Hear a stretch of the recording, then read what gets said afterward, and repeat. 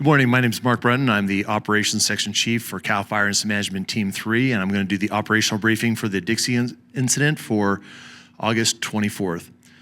To hit our highlights is in the Westwood sector, everything's looking very good, still in mop-up. Calls for service in the areas of the communities around the lake, but that's looking really good. The Dyer Mountain piece down here is continuing to be in mop-up, and we're looking very good as far as that goes.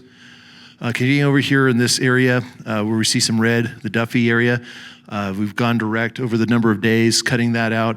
That's a heavy mop-up workload that we're in there doing, and so that's going to be continuing for the number of days, and then further down as through the dry lake bed. So that's going to be just an ongoing task for us that we're going to be dedicated to. This little bit over here, as of probably tomorrow, you'll see a black line around it. We finally are at a point where we're feeling more comfortable regarding where that is in the mop-up stage, and that'll be more of a patrol status moving forward. In the Janesville area, looking very good. We did some repopulation of that community. It's survived the onslaught of the fire. We have our control line still in place, continue the mop-up on this side of the fire, and continuing around on both sides. We end up taking that on a couple days ago from the east zone, and we're just continuing to do the work that they initiated and continue to get that where it's going to be at a point of just a mop-up phase and even a patrol phase, and then looking at the remainder of the community being repopulated in the coming days. So that's a work in progress. We're getting closer to that, and a lot of good work being put in there in Janesville. In the Lassen sector to the north of 36, continued work on this western area that's looking very good.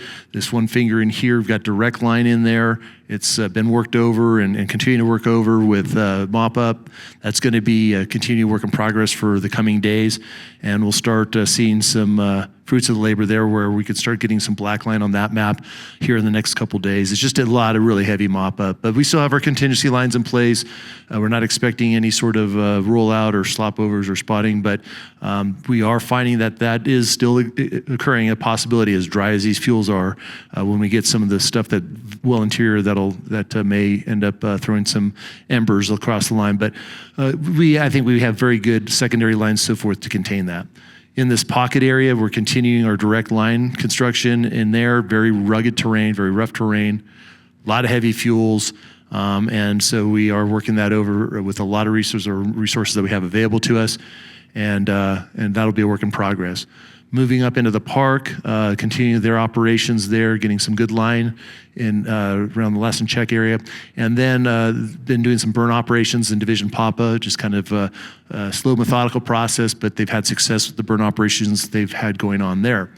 Moving outside the park, Division Quebec, we've continued our burn operation again last night with a lot of success, and that's going to be an ongoing multi-day project to get that.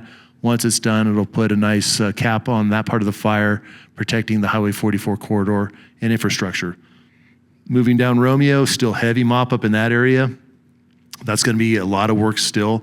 Tango's looking good. We did have a spot that came out of an interior burning island yesterday. Just, again, shows how receptive these fuels are to just a small ember cast. But it was easily and quickly picked up, and we are continuing that mop-up phase there, and then the same into uniform in the interior areas. So it's going to be an ongoing process. The areas that are repopulated, we are getting calls for service for smokes. Most of those are well interior and not threatening lines. What we are watching, however, are any of the unburned islands within or near the line, and then when fire gets established there, then they have the potential of throwing out those ember spots. That's where that is coming from, not the smoking stumps well interior. But we will answer those calls for service and take care of those when we can. One of the things, because we've had successes with this fire, and we are seeing a lot of the black being put on the map and the mop-up stage, is that with the other large fires throughout the state, we are being reallocated of resources for those other fires. So it has taken some of the resources we've had available to us, and so we've basically had to do more with less. So we don't have a ton of resources that we once had at one point. We've assisted the East Division and given them, they have an active firefight ahead of them, so we've given a lot of resources for that. And then for our fire, we've prioritized and we're economically using our resources to take care of what we have left to complete the mission. Thank you.